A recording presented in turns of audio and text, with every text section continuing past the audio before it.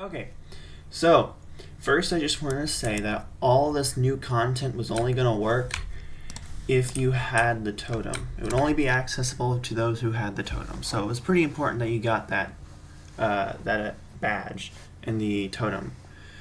Secondly, the update was going to be different than things that I've done in the past. So the biggest things is you would actually be able to converse with some of the more cryptic beings in the story.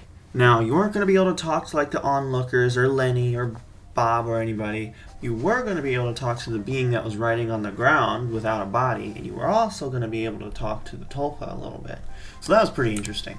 Obviously, I'm not done with this. I'm going to keep working on it, and eventually the update will come out, but it will probably be a long time.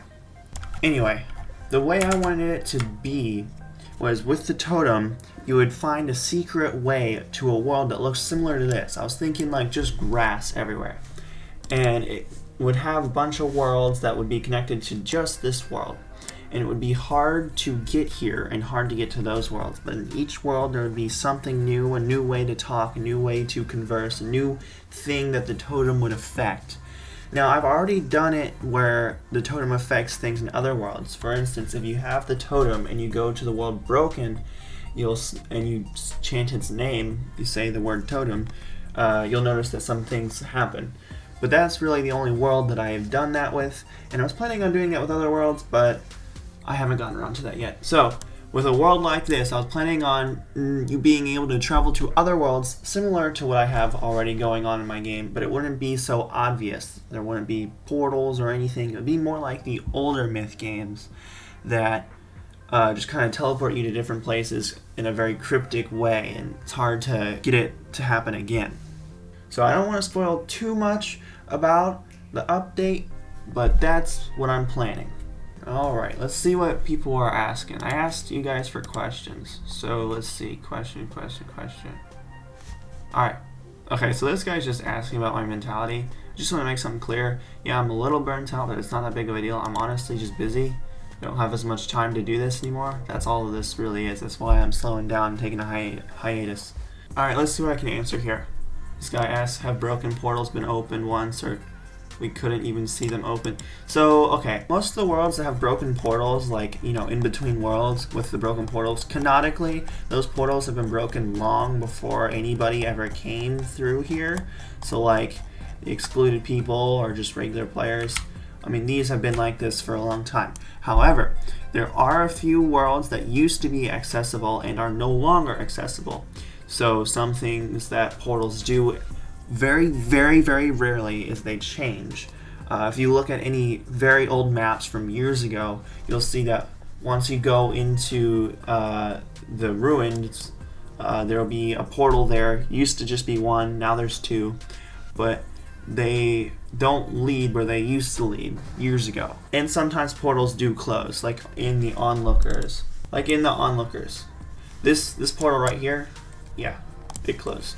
There was something behind there at one point and the world no longer exists. So yeah. So this guy also asks about the Beast. So for very few people that even know about the Beast anymore, the Beast was the original villain I had planned, but I never got around to actually modeling it. And I just had a placeholder in for the Beast and it didn't really work out. So I just deleted it, and canonically there is still a Beast that existed, but it died off long ago, and there's still some references to it in the story. Okay, this guy asks, what is the purpose of the building above the canyon? So the purpose of the building above the canyon is just, the excluded people were building this as a way to, house themselves, but then it never really came to fruition because they kind of just started finding their own places, like around in other worlds. Like number 10 found his own house in that house in the sky. So yeah, they never really finished this, so it's kind of an unfinished project for them. And the computer also broke. It was also a thing for the computer, but the computer broke. So this guy also talks about how time works. Time doesn't really move normally. That's all you really need to know for the story. I'm not going to explain it much more than that without spoiling anything. Does Exclusion Zero exist? Canonically, within the story, A lot of people were referencing the being, this guy without a body, as being Exclusion Zero, but he arrived here after the excluded people. So, yeah. And he's also a much more unfortunate case, because at least the excluded people have a body. But he can still traverse worlds. You'll still find pieces of him or traces that he leaves behind. This guy also asked, why is Lenny so sad? Probably because I don't know how to spoil it. He has a very good reason to be sad. He had a friend that died a long time ago. If you want to put this together, who is the only other giant character in the story?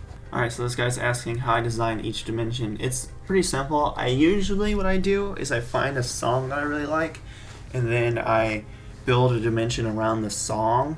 But sometimes I have an idea for a dimension before a song, and those ones are usually a lot harder to make because I can make the world, but what really matters is the music. So a lot of the dimensions that don't have music, I happen to create the dimension before finding the music, and I never could find a song that fit with it perfectly. I also asked, what's the motivation? I don't know, I kind of explained my motivation, where was it?